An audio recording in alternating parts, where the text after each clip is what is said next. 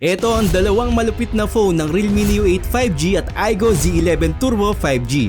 Pareho silang malakas na naka-Snapdragon 8 Gen 5 at pareho din maganda sa camera, pero merong mga advantage to at disadvantage ang isa't isa. Kaya samahan nyo ako sa video ito, side by side natin yung camera, yung display at anong mas panalo ang Realme Neo 8 o itong iGO Z11 Turbo 5G. Okay, panuorin ng buo to para malaman nyo kung anong pinagkaiba nila at anong mas lamang sa dalawa. Actually ako nagulat din ako sa resulta nito. Magkapareho lang yung presyo nito, naglalaro sa 24 to 25,000. Actually sulit na yan kung i-compare natin sa mga global version na ganyang presyo. Halos mid-range lang kasi yung mga kuha natin at may hihina pa pagdating sa mga global version.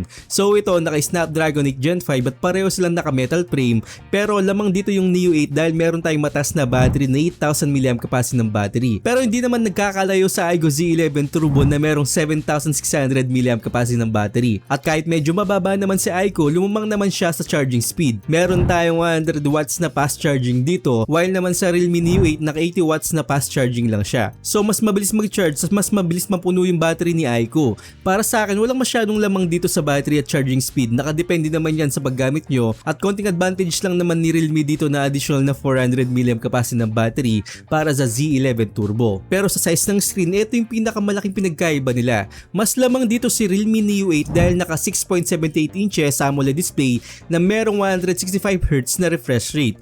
While naman sa iGO Z11 Turbo naka 6.59 inches na naka 144Hz na refresh rate. Actually sa part na to nakadepende lahat sa inyo yan kung gusto nyo malaking screen o maliit na screen. So sabi ko nga kanina hindi lamang sa akin yung 8,000 mAh capacity ng battery ng Neo 8 kasi mas maliit naman yung screen ng iGO Z11 Turbo dito at pareho naman silang makunat pagdating sa battery kung tutuusin. Pero mas lamang dito sa design ng Realme Neo 8 na mas futuristic yung itsura niya na merong RGB lights at telephoto lens. Samantalang si iGO Z11 Turbo napakasimple lang ng design at meron tayong 200 megapixel dito na mas mataas kaysa sa Neo 8. At sa Neo 8 kasi naka 50 megapixel lang yung main camera nun. Pero wala naman sa pixel yan, nasa output kung gaano kaganda yung mga photos na nilalabas niya. So speaking of photos, palagay nyo sinong lamang dito? Actually kung titignan mo akala ko mas malaking lamang talaga ni iQOO dito dahil meron nga tayong 200 megapixel at tatalam nyo naman kapag sinabing iQOO o Vivo phones maganda yan pagdating sa camera. Pero kung titignan mong mabuti mas maganda at mas makulay si iQOO na i-post mo lang sa social media. Actually karamihan ng mga photos na sinute ko dito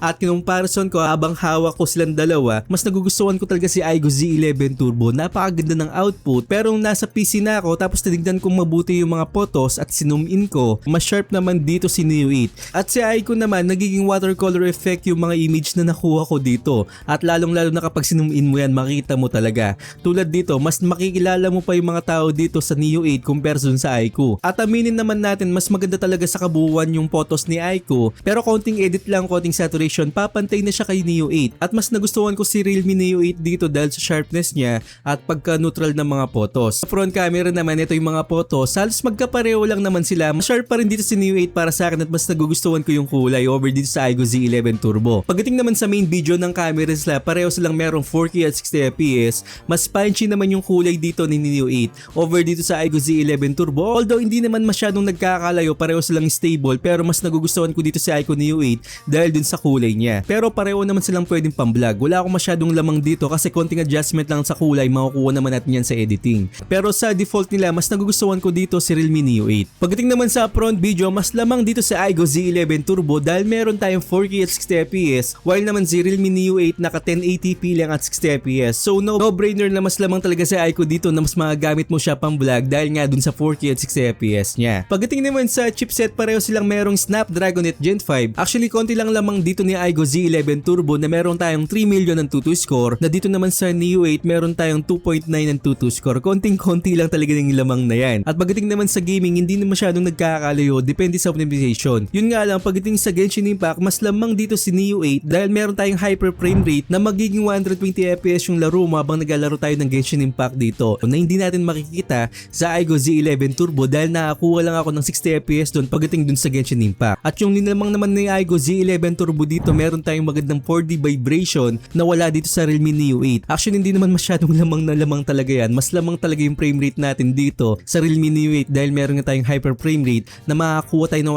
120fps. Pero mas mainit siya habang naglalaro tayo ng Genshin Impact sa Realme Neo 8 dahil nakakuha tayo ng 44 degrees Celsius while naman sa 60fps ng iGOO Z11 Turbo nakakuha lang tayo ng 42 degrees Celsius. Konting-konti lang naman. Sa Mobile Legends pareho silang makakuha ng 120 FPS pero mas malamig dito si Aigo Z11 Turbo, pero nakadepende lahat yan sa room temperature natin na dahil nung naglaro ako sa Aigo Z11 Turbo yung room temperature natin is nasa 29 degrees Celsius while naman sa Realme Neo 8 nasa 30 degrees Celsius. Konting-konti lang naman. So depende yan sa optimization ng isang game at pareho naman silang makakuha ng 120 pagdating sa Mobile Legends. At pagdating naman sa mga ibang laro yung Where the Wind Meet, Dick Soul Resonance, Enfield, yung mga heavy graphicals na games, talagang makakuha tayo ng mataas na mga temperature like 43 degrees Celsius to 44 degrees Celsius. Yan yung makakuha natin, which is pareho lang naman sila ng performance pagdating sa mga ibang laro. At dun sa PUBG Mobile 60 FPS din yung makakuha natin at nakadepende yan sa optimization ng isang games. Actually sa pagtest ng dalawang phone na to, mas lamang dito sa Realme Neo 8 dahil mas malaki yung screen niya at pwede tayong mag-overclock at underclock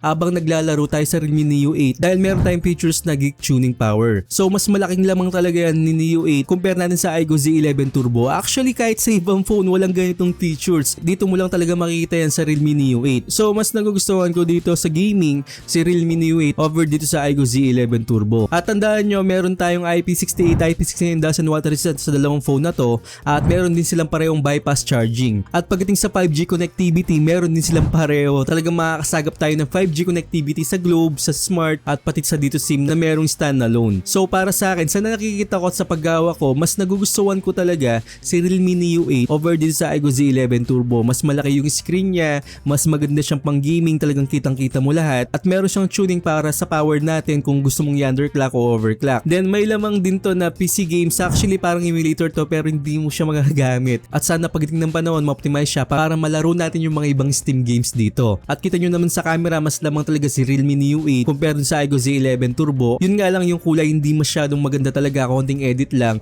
pero yung sharpness nandun na. Pero yung kulay talaga ng Aigo Z11 Turbo nandun na. Yun nga lang pagdating sa sharpness meron siyang watercolor effect. So kung gusto nyo pa ng ibang phone maliban dito na mas malakas, meron ako i-recommend sa inyo ng OnePlus A60 tsaka yung OnePlus A6. At lalong lalo na mas nagustuhan ko talaga over sa mga phone na to yung mas malaking battery tsaka malakas na chipset ang Snapdragon 8 Elite ng Honor Win RT. So lahat ng link ilalagay ko sa description para makapili kayo at lahat ng link legit po lahat yan, hindi kayo may scam. So abangan nyo yung mga ibang comparison natin tapos unboxing natin, maraming lalabas na phone ngayon at sana nakatulong din ako sa inyo at huwag nyo kalimutan mag-subscribe sa channel ko at hit yung bell icon para sa mga ganitong unboxing reviews, bagong kaalaman at katarantaduhan sa channel na to. So once again ako po si Paul.